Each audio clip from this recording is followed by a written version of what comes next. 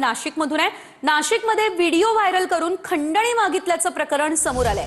तक्रारदार व्यावसायिकावर गुन्हा दाखल करण्यात आलेला आहे। व्यावसायिकाने 100हून अधिक महिलांचं लैंगिक शोषण केलं अशी प्राथमिक माहिती आहे। संशयित आरोपी रवींद्र एरंडे हा सध्या पोलिसांच्या ताब्यात आहे। व्यावसायिकाच्या टॅबमध्ये तब्बल 87 व्हिडिओ आढळले, त्यामुळे हे प्रकरण समोर आलं। 4 मोबाईलचं 2 पेन ड्राईव्ह आणि 1 मेमरी कार्डही जप्त करण्यात आलेला आहे। महिलांना नोकरीचा आमिष दाखवून लैंगिक शोषण केल्याचा आरोप आहे। आरोपी नाशिक आणि इगतपुरी या ठिकाणी हॉटेलमध्ये अत्याचार करायचा आणि त्याच अत्याचाराचं चित्रीकरणही करत होता। व्हिडिओ ब्लू फिल्म म्हणून विक्री देखील करत असल्याचा संशय आहे। पीडितांमध्ये आशा वर्कर्स, अंगणवाडी सेविका असल्याचा समावेश आहे। या संदर्भात अधिकचे अपडेट घेऊयात आमचे प्रतिनिधी चंदन पुजाधिकारी यांच्याकडून। चंदन, आपण पाहतोय गेल्या काही दिवसांपासून नाशिकमधलं खरातचं प्रकरण तर गाजतंय, मात्र त्यामध्येच आणखी एक हे नवीन प्रकरण समोर आलेलं आहे। साधारणतः 100हून अधिक व्हिडिओ असल्याचा संशय, काय अपडेट? सेजल, अगदी खरं आहे। अत्यंत धक्कादायक असा हा संपूर्ण प्रकार जो आहे तो समोर आलेला आहे। खरं तर हा जो व्यक्ती आहे यानेच काल परवाला नाशिकच्या सातपूर पोलीस ठाण्यामध्ये अशी तक्रार दिली होती की माझ्या ऑफिसमधनं माझा टॅब जो आहे तो चोरीला गेलेला आहे आणि त्या टॅबमध्ये जे काही व्हिडिओ आहेत ते व्हिडिओ व्हायरल करण्याची धमकी देऊन काही लोक मला ब्लॅकमेल करण्याचा प्रयत्न करत आहेत। पोलिसांनी याचा तपास केला।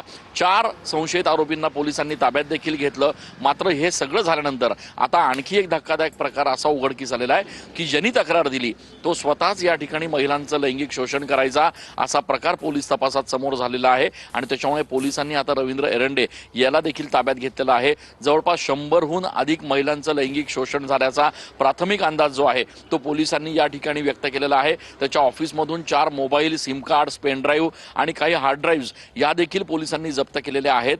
वेगवेगळ्या महिलांना वेगवेगळ्या ठिकाणी नेऊन त्यांच्यावर अत्याचार केल्याचा प्राथमिक अंदाज जो आहे तो पोलिसांनी या ठिकाणी वर्तवलेला आहे। विशेष म्हणजे या सगळ्या महिला ज्या आहेत त्या त्याच्या घराच्या आसपास राहणाऱ्या काही महिला या अत्यंत गरीब घराण्यातल्या घरकाम करणाऱ्या महिला होत्या असं देखील आता समोर येत आहे आणि त्याच्यामुळे या संपूर्ण प्रकरणाची व्याप्ती जी आहे ती वाढण्याची शक्यता आहे।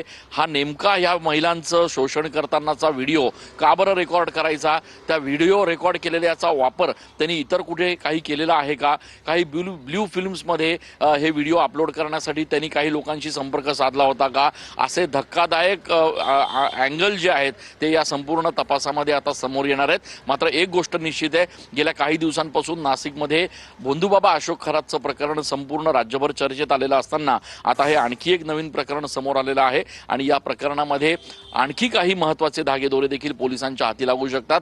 तुर्तास पोलिसांनी या संशयित आरोपीला ताब्यात घेतलेलं आहे आणि त्याची चौकशी सुरू आहे। सेजल, अगदीच धन्यवाद तुम्ही दिलेल्या सर्व माहितीसाठी। तक्रारदाराच्या टॅबमधील 87 व्हिडिओमुळे हे प्रकरण खरं तर समोर आलेलं आहे। 4 मोबाईलचं 2 पेन ड्राईव्ह आणि 1 मेमरी कार्ड सुद्धा जप्त करण्यात आलेलं आहे।